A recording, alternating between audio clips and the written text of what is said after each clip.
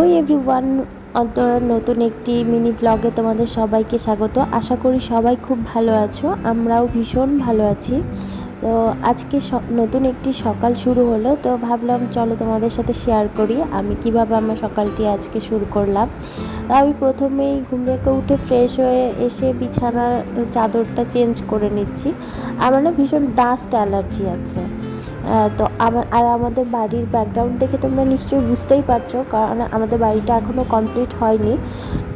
তো বাড়িতেই যে ঝরে ঝরে, মানে যেহেতু শুধুমাত্র প্লাস্টার করা আছে, যার কারণে ধুলোটা খুব বেশি হয়।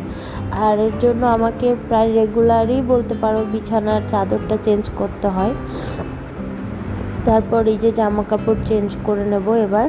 আর যা গরম পড়েছে, চুল খুলে থাকার কোনো উপায় নেই, তো যার কারণে আমি এই যে জামা কাপড় চেঞ্জ করে আসলাম। এবার আমি ঠাকুরের ফুল তুলবো আসলে।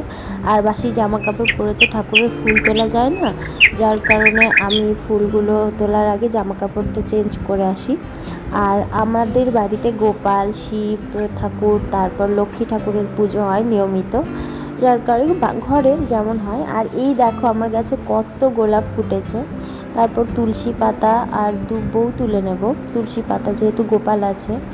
তা এভাবেই আমার দিনটি সকালটা শুরু হলো। জানিও ভিডিওটা তোমাদের কেমন লাগলো।